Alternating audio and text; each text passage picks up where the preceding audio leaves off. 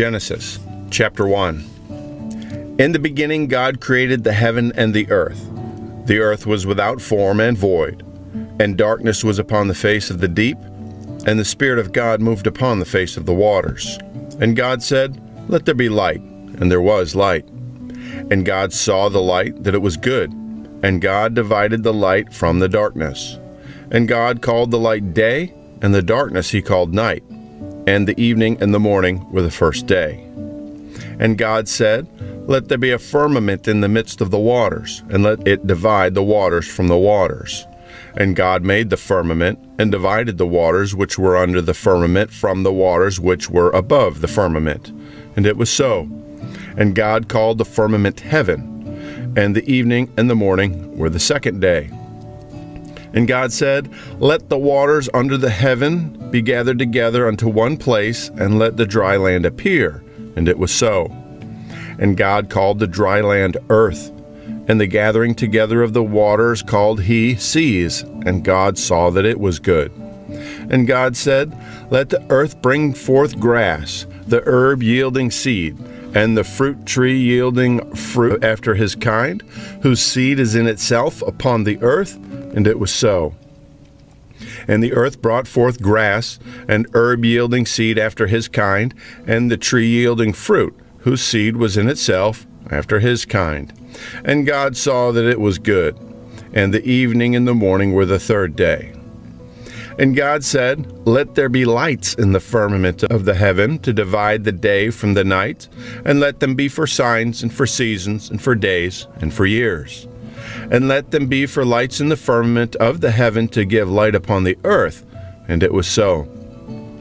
And God made two great lights, the greater light to rule the day, and the lesser light to rule the night. And he made the stars also. And God set them in the firmament of the heaven to give light upon the earth, and to rule over the day and over the night, and to divide the light from the darkness. And God saw that it was good. And the evening and the morning were the fourth day. And God said, "Let the waters bring forth abundantly the moving creature that hath life, and fowl that fly above the earth in the open firmament of heaven."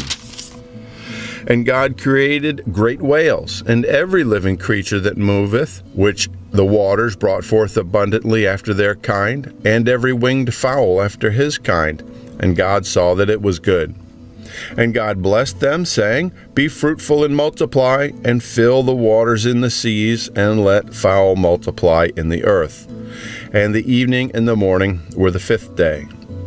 And God said, "Let the earth bring forth the living creature after his kind, cattle and creeping things, and beasts of the earth after his kind." And it was so.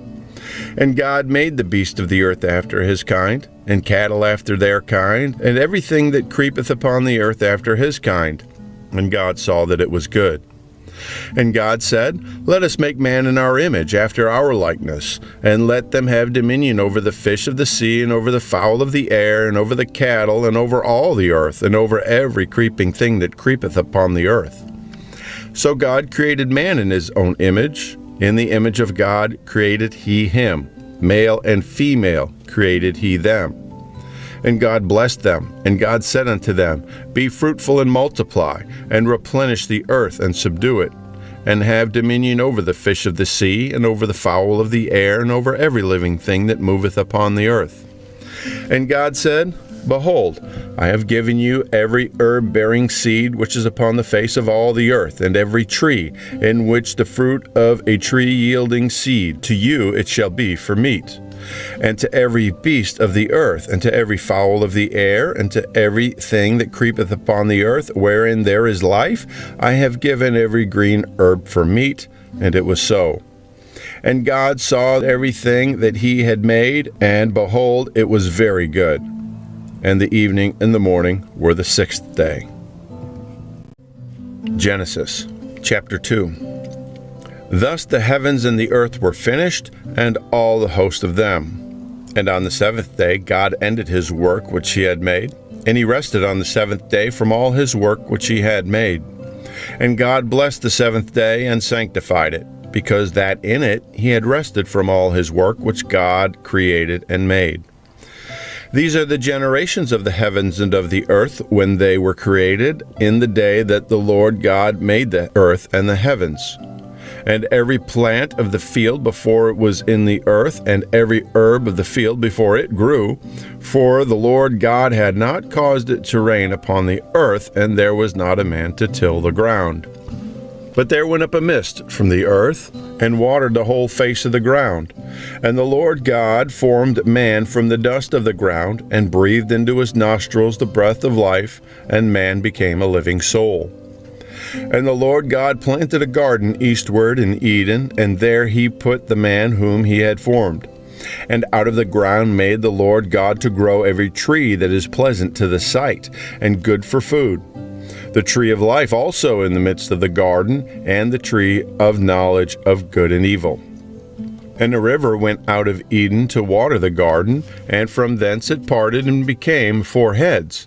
The name of the first was Pison, that is it which compasseth the whole land of Havilah, where there is gold, and the gold of that land is good.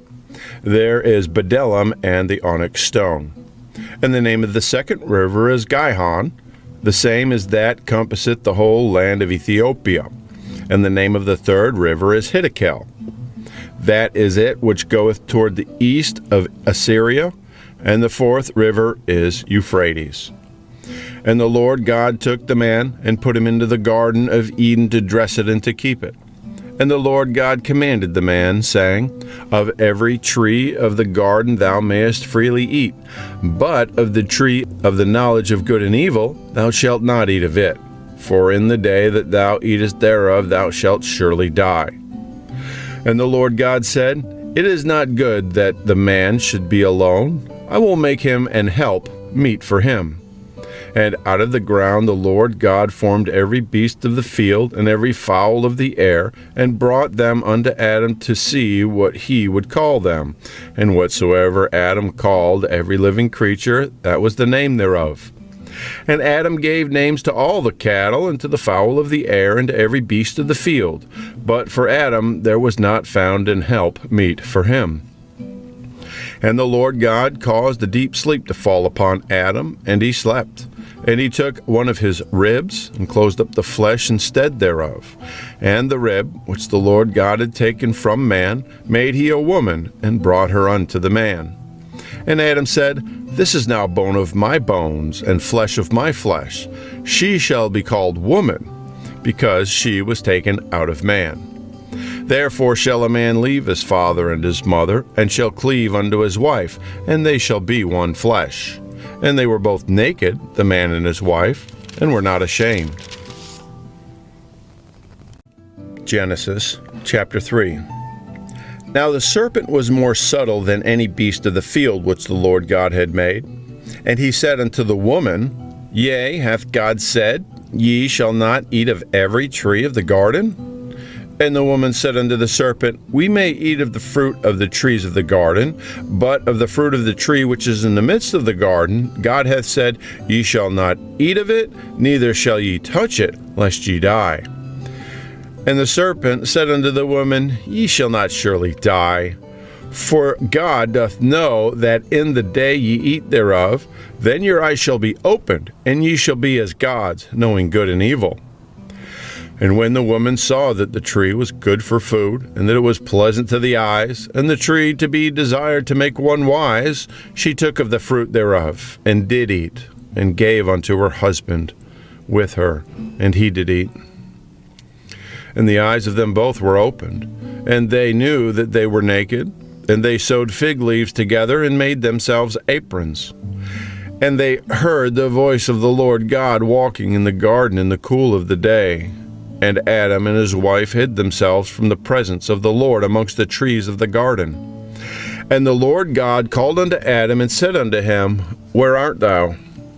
And he said, I heard thy voice in the garden, and I was afraid, because I was naked, and I hid myself. And he said, Who told thee that thou wast naked? Hast thou eaten of the tree whereof I commanded thee that thou shouldest not eat? And the man said, The woman whom thou gavest to be with me, she gave me of the tree, and I did eat. And the Lord God said unto the woman, What is this that thou hast done? And the woman said, The serpent beguiled me, and I did eat. And the Lord God said unto the serpent, Because thou hast done this, thou art cursed above all cattle, and above every beast of the field. Upon thy belly shalt thou go, and dust shalt thou eat all the days of thy life. And I will put enmity between thee and the woman, and between thy seed and her seed.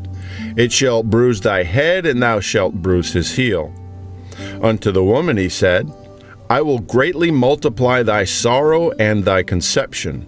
In sorrow shalt thou bring forth children, and thy desire shall be to thy husband, and he shall rule over thee. And unto Adam he said, Because thou hast hearkened unto the voice of thy wife, and hast eaten of the tree of which I commanded thee, saying, Thou shalt not eat of it, cursed is the ground for thy sake. In sorrow shalt thou eat of it all the days of thy life. Thorns also and thistles shall it bring forth to thee, and thou shalt eat the herb of the field. In the sweat of thy face shalt thou eat bread, till thou return unto the ground. For out of it wast thou taken, for dust thou art, and unto dust thou shalt return. And Adam called his wife's name Eve, because she was the mother of all living. Unto Adam also and to his wife did the Lord God make coats of skins to clothe them. And the Lord God said, Behold, the man is become as one of us, to know good and evil. And now, lest he put forth his hand, and take also of the tree of life, and eat, and live forever. Therefore the Lord God sent him forth from the Garden of Eden, to till the ground from whence he was taken. So he drove out the man, and he placed at the east of the Garden of Eden cherubims, and a flaming sword, which turned every way to keep the way of the tree of life.